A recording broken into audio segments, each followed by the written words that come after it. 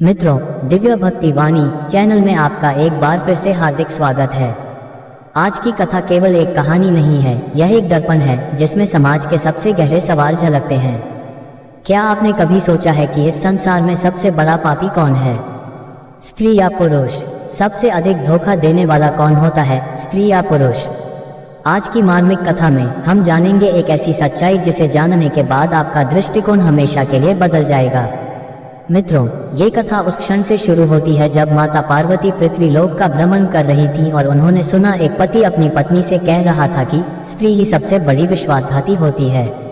इस एक वाक्य ने माता पार्वती के मन में हलचल मचा दी और वे सीधे कैलाश पर्वत पर भगवान शिव के पास पहुंची। क्या है इस रहस्य का उत्तर? क्या वाकई स्त्री ही दोषी होती है या इस संसार का सबसे बड़ा विश्वासघात कहीं और छुपा है? इन सभी सवालों का उत्तर आज आपको इस दिव्य कथा के माध्यम से मिलने वाला है। तो चलिए मित्रों, श्रद्धा से कहिए हर हर महादेव और आरंभ करते हैं आज की अद्भुत, ज्ञानवर्धक और मन को झकझोर देने वाली कथा। एक बार माता पार्वती अपनी सखियों के साथ पृथ्वी पर भ्रमण कर रही थी। तभी उन्होंने देखा कि एक व्यक्ति अपनी पत्नी से कह रहा था कि इस संसार में सबसे बड़ा पापी और विश्वासघाती स्त्री होती है। मुश्किल समय में वह अपने पति को धोखा देती है। अपने पति के मुख से यह बात सुनकर वह स्त्री अपने पति से झगड़ा करने लगी कि यह तुम कैसे कह सकते हो कि इस संसार में सबसे बड़ा विश्वासघाती स्त्री होती है। मित्रों, ये दृश्य देखकर, उस व्यक्ति के मुख से यह शब्द सुनकर माता पार्वती सोच में पड़ गई और वे व्याकुल मन से भगवान भोलेनाथ के पास पहुंची। माता पार्वती को इतना व्याकुल देखकर भगवान शिव कहते हैं, हे देवी, क्या बात है, आज तुम इतना चिंतित क्यों हो? तभी माता पार्वती कहती है, हे प्रभु, आज जब मैं आकाश से पृथ्वी का भ्रमण कर रही थी तो मैंने देखा कि एक व्यक्ति अपनी पत्नी से कह रहा था कि इस संसार में सबसे बड़ा विश्वासघाती स्त्री होती है और वह मुश्किल समय में अपने पति को धोखा दे देती है। इस बात को लेकर वे दोनों पति पत्नी आपस में झगड़ा कर रहे थे। हे प्रभु, मुझे ये सच जानना है कि इस संसार में सबसे बड़ा पापी और विश्वासघाती कौन होता है, पुरुष या स्त्री? भगवान शिव माता पार्वती की व्याकुलता को देख मुस्कुराते हैं और बोले, हे देवी, आपने जो प्रश्न पूछा है वह केवल आपका नहीं, इस संपूर्ण मानव समाज का है।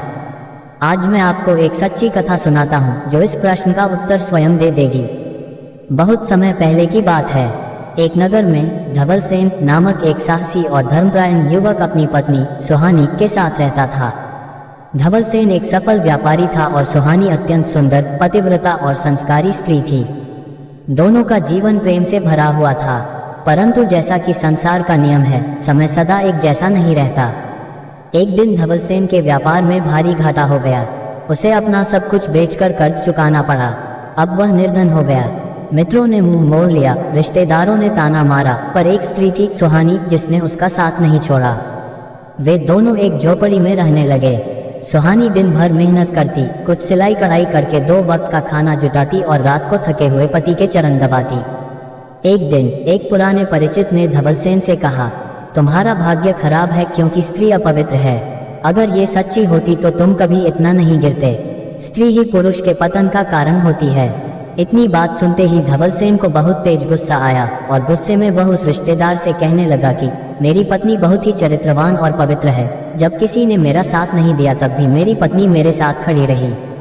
इसलिए मेरी पत्नी पर आरोप मत लगाओ और निकल जाओ यहाँ से। इतना कहकर धवलसेन अपनी पत्नी से कहता है, सुनो प्रिय, हमें ये जगह छोड़नी होगी क्योंकि यहाँ पर मुझसे जलने वाले अब हमारा रिश्ता भी तोड़ना चाहते हैं, इसलिए हम यहाँ से कहीं दूर दूसरे राज्य में रहेंगे। इतना सुनते ही सुहानी सारी जरूरतों का सारा सामान समेटकर एक पोटली बांध लेती है। फिर दोनों निकल पड़ते हैं। रास्ते में उन्हें एक घना जंगल मिलता है। वे उसे पार करते हुए चले जा रहे थे। तभी सुहानी ने कहा, हे स्वामी, मैं चलते चलते बहुत थक चुकी हूँ, क्यों ना हम इस वट वृक्ष के नीचे थोड़ी देर विश्राम कर लें। धवलसेन ने अपनी पत्नी की बात मान ली और वे दोनों उस वृक्ष के नीचे बैठकर विश्राम करने लगे। वे दोनों पैदल इतना लंबा सफर तय करने के कारण बहुत ज्यादा थक गए थे। उस समय पर ठंडी ठंडी हवा भी चल रही थी और वे दोनों पति पत्नी थके होने के कारण उसी पेड़ के नीचे गहरी नींद में सो गए। कुछ समय बाद उस वट वृक्ष के पास एक जहरीला सांप आता है और सुहानी को डस लेता है। सर्प के डसते ही सुहानी जोर से चीख पड़ी और दर्द से तड़पने लगी, मानो उसके प्राण निकले जा रहे हो। पत्नी को दर्द से चीखता हुआ देख धवलसेन की आंख खुल गई और वह एकदम से चौंक गया। अपनी पत्नी को तड़पता हुआ देखकर और सांप को जाता हुआ देखकर वह समझ गया कि सुहानी को सांप ने काट लिया। ये देखकर वह एकदम से घबरा जाता है। ये सब देखकर मानो उसके पैरों तले से जमीन खिसक गई हो। धीरे धीरे सुहानी की आंखें बंद होने लगी और उसकी मृत्यु हो गई। अपनी पत्नी को अपने सामने मरा हुआ देख वह बहुत दुखी होता है और करुण स्वर में जोर जोर से विलाप करने लगा और कहने लगा, हे भगवान, यदि मेरी जीवन संगिनी ने ही मेरा साथ छोड़ दिया तो अब मैं इस संसार में जीवित रहकर क्या करूँगा। इतना कहकर वह चीख चीख कर रोने लगा। उसके रोने की आवाज़ सारे जंगल में गूंज रही थी। उसी समय उस जंगल से एक साधु महात्मा गुजर रहे थे। जब उन्होंने धवलसेन के रोने की आवाज़ सुनी तो वह उस आवाज़ को सुनते हुए धवलसेन के पास जा पहुँचे और कहते हैं, हे पुत्र, तुम इस प्रकार से क्यों विलाप कर रहे हो? यदि तुम इस प्रकार विलाप करोगे तो तुम्हारी आवाज़ सुनकर जंगली जानवर तुम्हारे पास आ जाएंगे और तुम्हें अपना भोजन बना लेंगे। तुम्हें किस बात का दुख है? तब धवलसेन उन साधु महात्मा को प्रणाम करता है और कहता है, हे गुरुवर, मैं राजा धवलसेन हूँ। पड़ोसी राज्य में राज करता था। व्यापार में घाटा होने की वजह से मेरे ऊपर बहुत कर्जा हो गया और कर्जा उतारने के लिए मैंने अपना राजपाट बेच दिया और मैं अपनी पत्नी के साथ राज्य छोड़कर जा रहा था। सफ़र लंबा होने के कारण हम दोनों थक गए थे और विश्राम करने लगे थे। तभी यहाँ एक जहरीला सांप आया और मेरी पत्नी को डस लिया, जिससे मेरी पत्नी की मृत्यु हो गई है। इसके वियोग में मैं विलाप कर रहा हूँ। आगे धवलसेन साधु महात्मा से कहता है, हे गुरुवर, मेरी पत्नी बड़ी चरित्रवान और पतिव्रता थी। वह मुझसे बहुत प्रेम करती थी। मैं उसके बिना जीवित नहीं रह सकता। उसके साथ मैं भी अपने प्राण त्याग दूंगा। मेरे साथ आने के कारण ही उसकी मृत्यु हो हुई है। मैं अपने आप को कभी माफ नहीं कर पाऊंगा। धवलसेन की यह बातें सुनकर साधु महात्मा कहते हैं, धवलसेन, तुम बहुत ही अज्ञानी और मूर्ख हो। यह नश्वर संसार है। यहाँ तो इंसानों का आना जाना लगा ही रहता है। जन्म और मृत्यु तो इस संसार का चक्र है। जिसने भी इस संसार में जन्म लिया है उसकी मृत्यु तय है और जो मर चुका है उसका पुनर्जन्म अवश्य होता है। इसलिए तुम्हें इस बात पर शोक नहीं करना चाहिए। भगवत गीता में भगवान श्री कृष्ण ने साफ कहा है कि मनुष्य शरीर ही मारता है, आत्मा अमर है। मृत्यु के समय आत्मा दूसरे शरीर में पुनर्जन्म लेती है। जो लोग सच्ची शिक्षाओं को पूरी तरह से समझ चुके हैं वे मोक्ष प्राप्त करते हैं, अर्थात वे पुनर्जन्म के चक्र से मुक्ति पा लेते हैं। मित्रों, आगे वह साधु महात्मा कहते हैं, इस संसार में जो भी आता है वह अकेला आता है और अकेला ही जाता है। कोई भी किसी के साथ में नहीं जाता। मनुष्य अपने साथ केवल अपने कर्मों को ही लेकर जाता है। धवलसेन, ये सभी शिक्षाएं तो तुम्हें गुरुकुल में अवश्य मिली होंगी। उसके बाद भी तुम आज मूर्खों की तरह मेरे सामने खड़े होकर ऐसी बातें कर रहे हो। मित्रों, फिर साधु महात्मा कहने लगते हैं कि धवलसेन, अगर तुम जीवित रहोगे तो तुम इस तरह की कई रानियों को प्राप्त कर सकते हो। साधु महात्मा की यह बात सुनकर धवलसेन कहने लगा, है गुरुवर, ऐसी पतिव्रता और चरित्रवान पत्नी मुझे इस संसार में नहीं मिल सकती है। वह मेरी सभी बातों को मानती थी। उसने कभी भी मेरी आज्ञा की अवहेलना नहीं की, इसलिए मैं इसके बिना जीवित नहीं रह पाऊंगा। तब साधु महात्मा कहते हैं, धवलसेन, आज तुम जिस शरीर को त्यागने की बात कर रहे हो उस शरीर को पाने के लिए स्वयं देवता गण भी इच्छुक रहते हैं और तुम जानबूझकर इस शरीर को नष्ट क्यों करना चाहते हो। इस प्रकार से उन साधु महात्मा की बातों को सुनकर के धवलसेन कहता है, हे गुरुवर, आपने जो कुछ भी कहा है वह अटल सत्य है, लेकिन इतनी बड़ी पतिव्रता पत्नी मुझे किसी भी जन्म में नहीं मिलेगी।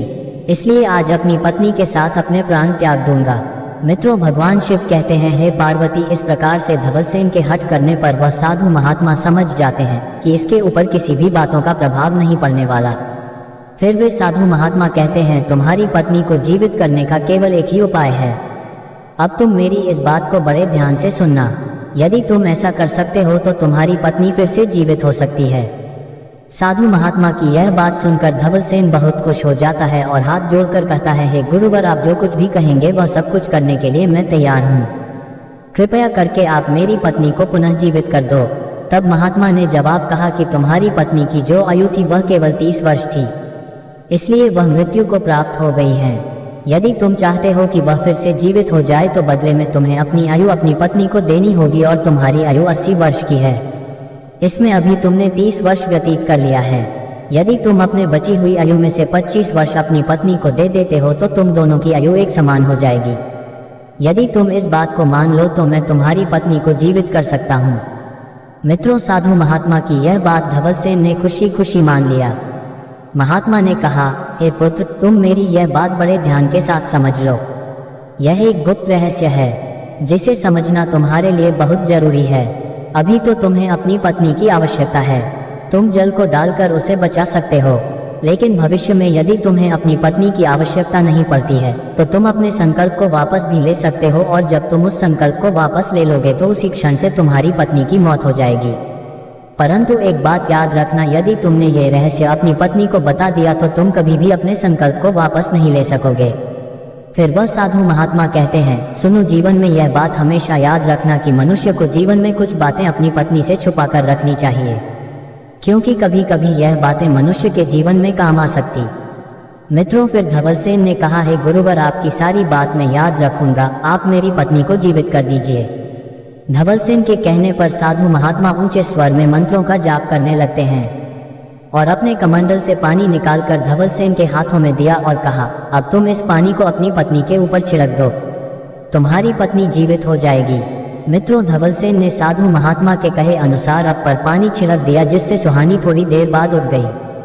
फिर वहां पर एक दिव्य प्रकाश उत्पन्न होता है और वह साधु महात्मा वहां से अदृश्य हो जाते हैं। ये देखकर धवलसेन आश्चर्यचकित हो जाता है। फिर धवलसेन अपनी पत्नी से कहता है, हे प्रिय, आप तो सो गई थी, मैंने सोचा तुम बहुत थक गई हो, इसलिए मैंने तुम्हें नहीं जगाया। मित्रों, फिर माता पार्वती भगवान शिव से कहती हैं, हे प्रभु, क्या उस राजकुमार ने अपनी पत्नी को सच्चाई नहीं बताई कि सुहानी दोबारा से कैसे जीवित हुई?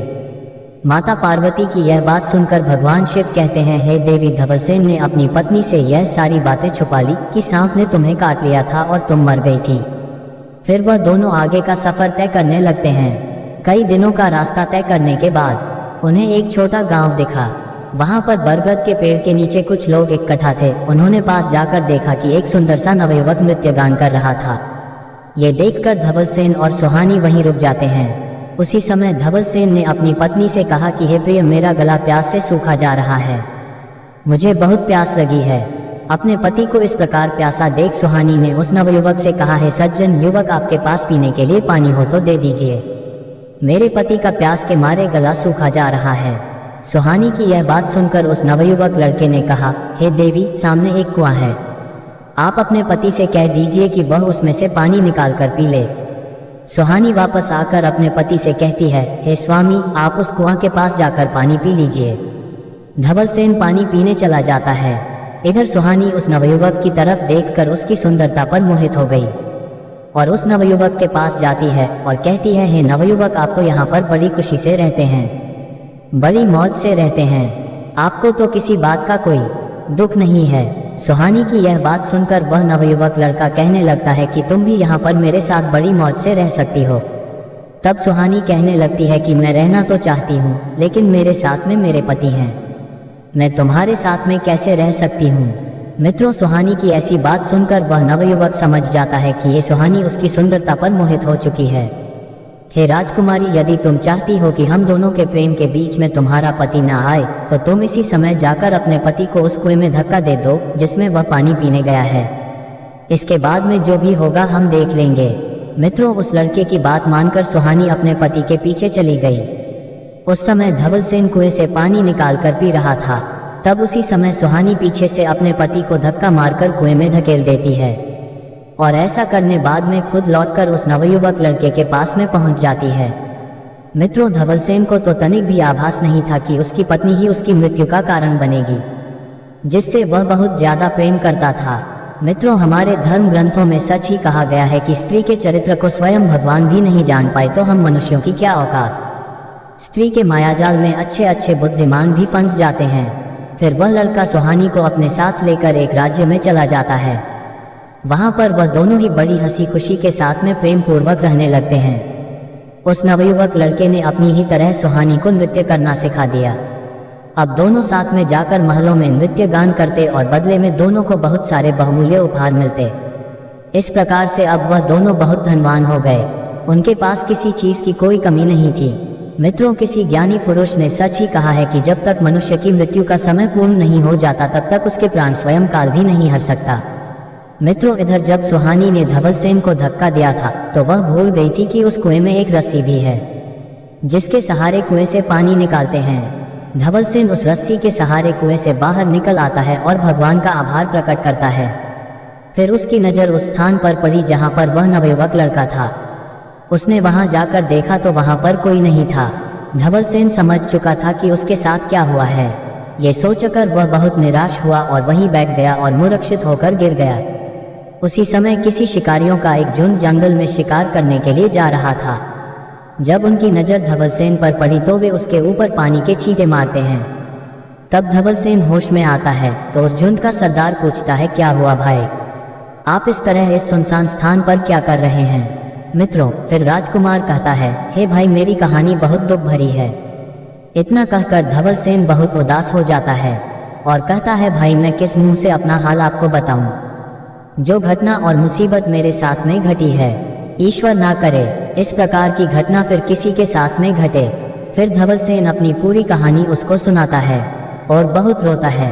मित्रों, भगवान शिव आगे की कथा सुनाते हुए कहते हैं, हे देवी, धवल सेन की ये दुख भरी कहानी सुनकर काफिले का सरदार और सारा झुंड बहुत दुखी हो जाता है।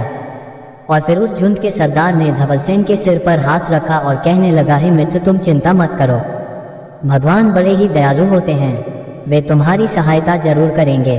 फिर उस सरदार ने कहा, मित्र, अगर तुम चाहो तो तुम हमारे झुंड में हमारे साथ रह सकते हो। ये सुनकर धवल सेन ने सोचा, डूबते को तिनके का सहारा ही काफी होता है।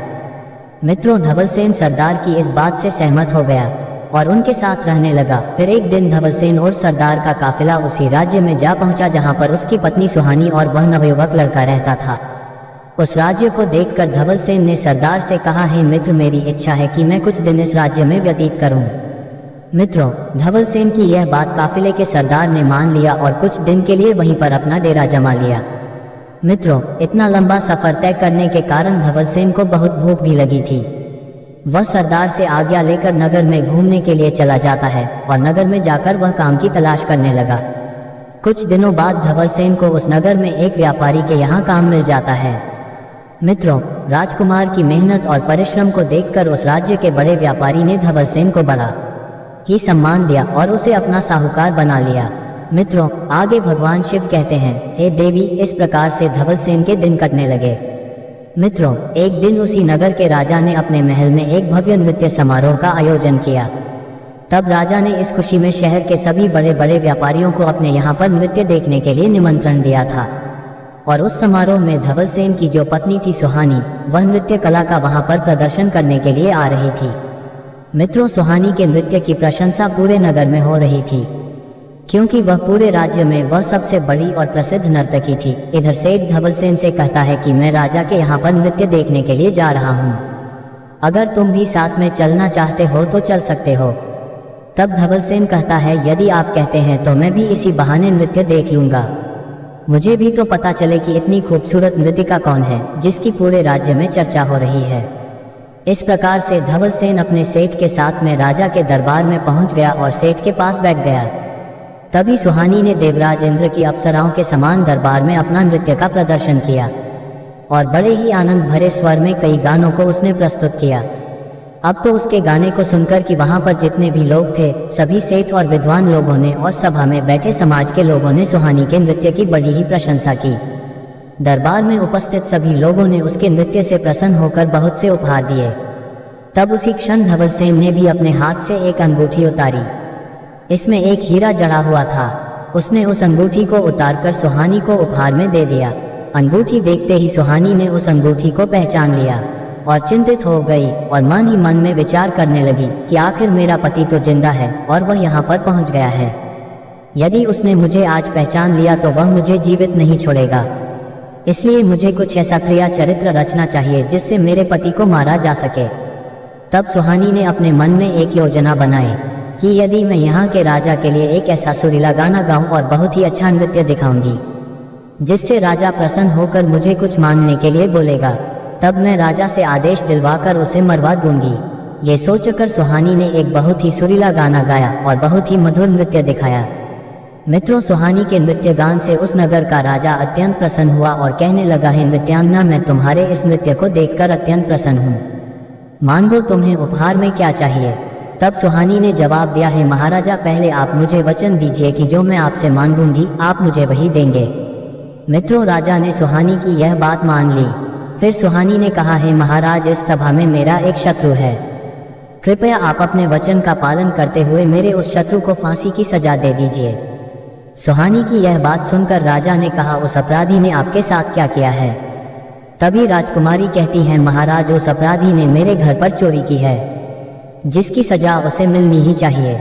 मित्रों, सुहानी की यह बात सुनकर राजा ने कहा, हे नृत्यांगना, उस चोर को मेरे सामने प्रस्तुत करो, मैं उसे कठोर दंड दूंगा। फिर सुहानी सभा में जाती है और धवल सेन का हाथ पकड़कर राजा के सामने खड़ा कर देती है। तब वह राजा धवल सेन से पूछता है कि आखिर तुमने इस नाचने वाली का क्या चुराया है, जिसकी वजह से वह तुम्हें अपना शत्रु बता रही है, और वह तुम्हें क्यों मरवाना चाहती है? तब धवल सेन ने राजा को जवाब दिया कि हे राजा साहब, मैंने इसका कुछ नहीं चुराया है। उसी क्षण राजा ने अपने सैनिकों को आदेश दिया कि इस चोर को ले जाकर फांसी पर चढ़ा दो। तब धवल सेन बोला, महाराज, मैंने सुना है कि आप मरने वालों की अंतिम इच्छा पूरी करते हो, तो मेरी भी अंतिम इच्छा पूरी करनी होगी। फिर राजा ने कहा, कहो तुम्हारी अंतिम इच्छा क्या है? फिर धवल सेन कहता है, महाराज, मेरी अंतिम इच्छा ये है कि मुझे सजा देने से पहले मेरी 2 बातों को ध्यान से सुन लो। उन बातों को सुनने के बाद हो सकता है आपका विचार बदल जाए।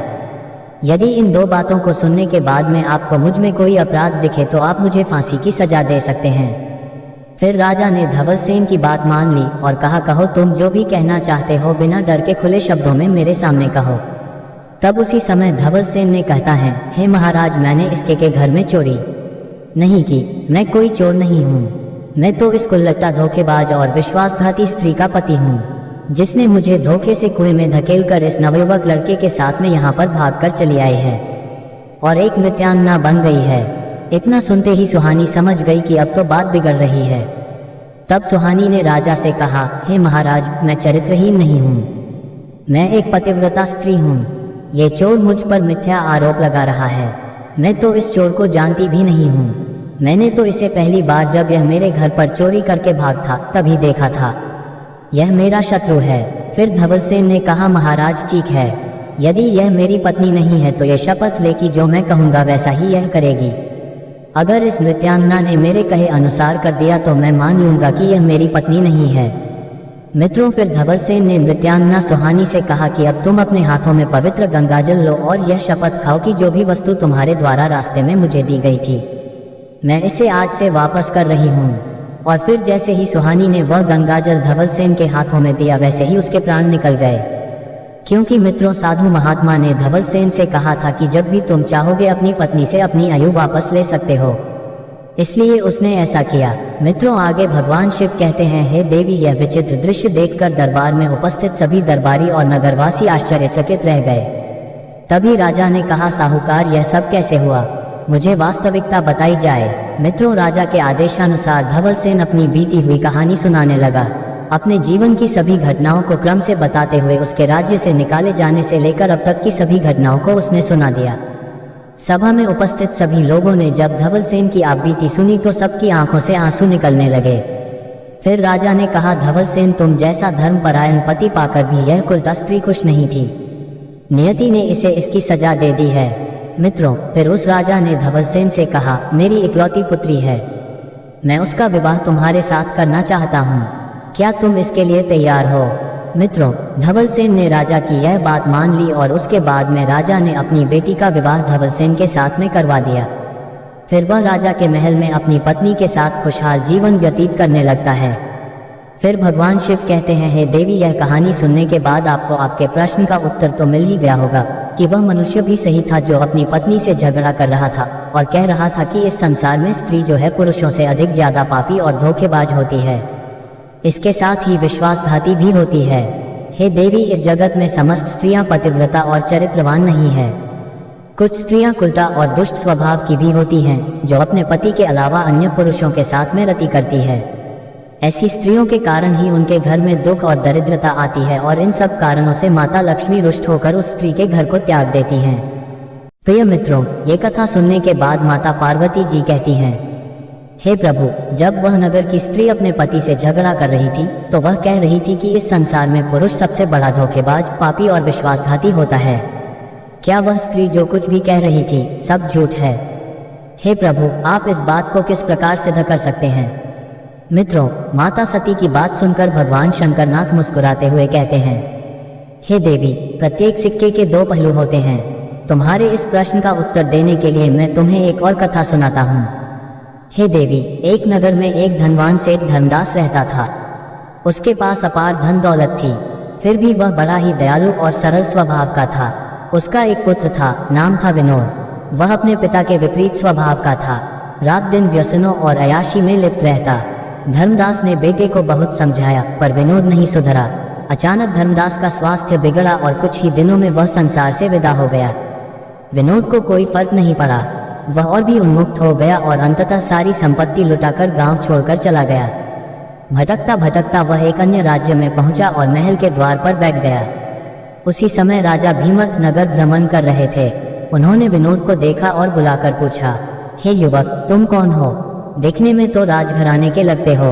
विनोद ने झूठ कहा, महाराज, मैं एक व्यापारी हूँ। लुटेरे मेरा सब लूट ले गए। जैसे तैसे जान बचाकर यहाँ आया हूँ। राजा भीमर्थ उसके भोले चेहरे पर विश्वास कर बैठे। विनोद ने कहा, यदि आप कुछ सहायता करें तो मैं अपने राज्य लौट जाऊंगा। राजा को पुत्र नहीं था, केवल एक पुत्री रूपांजलि थी। उन्होंने सोचा, ये युवक राजकुमारी से विवाह कर ले तो राज्य को उत्तराधिकारी मिल जाएगा। राजा ने प्रस्ताव दिया, यदि मैं अपनी पुत्री रूपांजलि का विवाह तुमसे कर दूं, तो क्या तुम स्वीकार करोगे? विनोद ने भीतर से प्रसन्न होकर कहा, हाँ महाराज, पर एक शर्त है, मैं विवाह के पश्चात पत्नी को पहले अपने राज्य ले जाना चाहता हूँ। राजा सहमत हो गए। विवाह हुआ। राजकुमारी के साथ भारी उपहार भी विदा हुए। जंगल मार्ग में विनोद ने कहा, यहाँ लुटेरे बहुत हैं, अपने सारे गहने मुझे दे दो। रूपांजलि ने पति पर विश्वास करके सारे आभूषण सौंप दिए। नदी पार करते समय लालच में आकर विनोद ने रूपांजलि को नदी में धक्का दे दिया और भाग गया। परंतु भाग्य को कुछ और मंजूर था। मछुआरों ने रूपांजलि को बचा लिया और वह अपने पिता के पास लौट आए। राजा ने पूछा, क्या हुआ? तो रूपांजलि ने सच छुपाते हुए कहा, लुटेरों ने हमला किया, धन लूट लिया और मुझे नदी में फेंक दिया। मेरे पति का कुछ पता नहीं चला। कुछ समय बाद विनोद फिर महल पहुंचा। धन समाप्त हो चुका था। उसे द्वार पर ही रूपांजलि मिली। वह घबरा गया। रूपांजलि ने कहा, मैंने पिताजी को कुछ नहीं बताया है, वही बात तुम भी कहना। विनोद ने राजा से वही कहा जो पत्नी ने बताया था। राजा ने फिर विश्वास कर लिया। विनोद ने फिर रूपांजलि से कहा, मुझे गलती का एहसास है, तुम्हें लेने आया हूँ। रूपांजलि ने उसे क्षमा कर दिया। पर रात के दूसरे प्रहर में विनोद ने राजमहल में सबको मार डाला। राजा भीमर्थ, पत्नी रूपांजलि, सभी रक्षक और सारा धन लेकर अपने गांव लौट गया। भगवान शंकरनाथ बोले, हे देवी, अब आपको उत्तर मिल गया होगा। स्त्री या पुरुष किसे पापी कहें, ये निर्धारित करना कठिन है। माता सती कहती हैं, हे प्रभु, अब तो लगता है नगर की स्त्री सही कह रही थी। मुझे नहीं समझ आता कि सबसे बड़ा पापी कौन है, स्त्री या पुरुष। भगवान शंकरनाथ कहते हैं, हे देवी, मनुष्य वासना और स्वार्थ के वशीभूत होकर पाप करता है। स्त्री या पुरुष दोनों का पतन तभी होता है जब इच्छा उन्हें अंधा कर देती है। वासना से क्रोध उत्पन्न होता है, क्रोध से भ्रम, भ्रम से बुद्धि भ्रष्ट होती है और यही विनाश का मार्ग है। धुएं की तरह वासना, मोह और लोभ मनुष्य के विवेक को ढक देते हैं। माता पार्वती पूछती हैं, हे प्रभु, मनुष्य इस पाप से कैसे बचे? भगवान शंकरनाथ कहते हैं, हे देवी, मनुष्य को नकारात्मक विचारों को त्यागना चाहिए। ये जानना चाहिए कि जीवन क्षणिक है। जिस वस्तु के लिए हम पाप कर रहे हैं वह साथ नहीं जाएगी। विवेक, संयम और त्याग, यही पाप से बचने के उपाय हैं। मित्रों, इस प्रकार आज की यह ज्ञानवर्धक कथा समाप्त हुई। यदि आप सच्चे भक्त हैं तो कमेंट में जय शंकरनाथ अवश्य लिखें और इस कथा को अपने मित्रों के साथ साझा करें।